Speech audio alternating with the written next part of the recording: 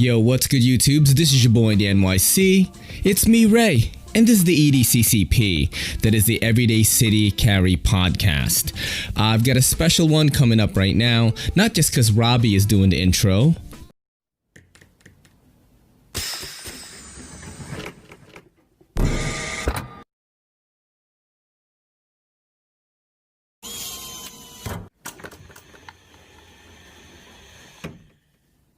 Yeah, so what's up, man? Thanks for doing this. My fiance now, right?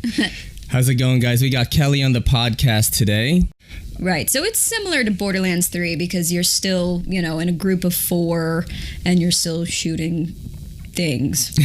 So No, it was really cool. I talked about this on a podcast before where I said that if you were a guy that plays video games, you need to experience having your girl be into the same game as you and you not forcing that game on them. Because you literally ask me to play. Yes. Like, you know what I mean? I don't have to be like, yo, let's play Borderlands. You're like, okay, let's play Borderlands right now. I'm like, what time is it? It's Borderlands time. Yeah, you didn't even want to do this podcast. I like the movie. Sadly, I found out later, because I'm not a big Birds of Prey fan. I don't read a lot of those DC characters. So Cassandra Crane, the little girl that was in it, it was like this chubby, like Asian girl, which first of all, I thought like she did not do a great job like acting that role out for me. I thought she was good. She was cute. Nah, man. You got to rep the Asians a little bit better, yo. I'm just playing. No, but in the comics, Cassandra Cain is actually one of the greatest fighters in the DC universe. And a lot of the hardcore comic book enthusiasts were upset that she was like this little girl, like hiding from the bad guys when she could have taken them all out herself, So I can see why the movie kind of got a bad rap. I still enjoyed it overall because like Margot Robbie can do no wrong. You know what I mean? Ever. I listen to my podcasts or whatever, like Tim Dillon. Tim Dillon, if you guys don't listen to any of his podcasts, you should. He's like covering a lot of Corona stuff, but he's making it like funny, not making fun of the facts, but kind of like just, taking a stab at like society, the way it's like reacting to this pandemic. Absolutely. But he is giving actual facts though, which I find super interesting about the guy. I listen to that stuff every day. She watches House Hunters like right away. I put on my headphones. I put on House Hunters. She blocks out the Corona. And it's always a beach thing because in my perfect world, one day I will live by the water. I don't care what type of water really. I just love the sound of water. Everyday sand carry. That's gonna be me like soon or some shit, In my perfect world, it will be. Yeah. How are you feeling about it, like being indoors and stuff? I do okay. You have to remember, I did this for 9 months last year. That's true, because of her foot surgery. So for me, I had foot surgery last year, and I couldn't do anything. It took me like 2 hours to make one meal just because I was on one foot.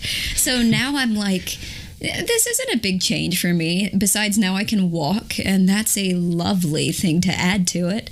So I remember when you were getting surgery, when you had surgery, right? And I would come home, and like I'm the first person you saw like all day. It's so different the way you greet me now. Back then it was like, honey, you're home. It was like how a dog greets you. Like, they're like just always happy to see you. You're tail like, wagging everything. Yeah. Now it's just like, hey. This one comes from, I hope I don't butcher any of these names, Carlos Beltran R. What's your favorite go-to meal while staying in? You can go first and I'll go with mine. My go-to is always the same. It's always fried chicken in the air fryer, homemade potato chips, and spicy mayo. Is that what we're having tonight? Filipino meals consist of a salty meat, rice, and like maybe egg or something, like pretty not too expensive stuff. So like I made canned corned beef for Kelly with some brown rice and some sunny side up eggs, and I love that. Scott Bilgore asks, what is it like to have a relationship with someone shorter than you? Now, I think that he didn't realize that you were shorter than me. So you may have to go into a past relationship for this. Did you ever go out with anyone shorter than you, or like never? So I have a story about actually like my first Okay. blind date in New York. Okay, go ahead. All right, so I went on this blind date in New York, and I got to this bar. I had no idea where it was, and it was out of my way. And I'm just sitting there and waiting, and all of a sudden the door opens, and this is in the fall, and it's dark outside, and there's a street light, and this almost Peter Pan shadow comes straight in past my table. And I look at it, and I think, holy God, that looks like Peter Pan, right? And then as this person walks into the bar, the shadow gets smaller and smaller and smaller until a guy who is my size walks into the bar. So JT asks, I'm sort of curious how much she actually likes knives, and if she just tolerates always being on your Instagram, or if she actually likes it. I used to think she didn't care for it, but more and more she seems to be on there willingly. Interesting. Okay. So let's start with the first one. How much do you actually like knives? Do I like knives? Yeah. Well, let's be honest about it. It's kind of like when you like something but you know nothing about it. Except knives, I typically cut myself on. So I like the aesthetic side of some of these knives, especially when they get into these cool colors or they have really interesting shapes or designs on it. But I think recently I try not to do as much on Saturday or the day that we're hanging out, because I kind of just, that's the thing, man. For all you YouTubers out there, it just basically like takes over your life, man. Yeah, there has to be a balance. Yeah, like I am constantly thinking about, is this thing that is happening at this moment gonna make a good piece of content for any of the various pieces of social media that I'm on? Like, oh, the cat is doing something silly, like I'm gonna make a TikTok right now, or like this situation is funny, like I'm gonna tweet about it, you know what I mean? Or this is a good Instagram live, since people like to see what we're doing on our dates. Like I have like a couple that just follows us when we would post on Saturdays a lot. He would just be like, oh, we love watching your dates. It reminds us of like how we were when we were younger. And I'm like, damn, that's crazy. That's powerful stuff. We love him here on EDCC. What is Ray's most endearing quality?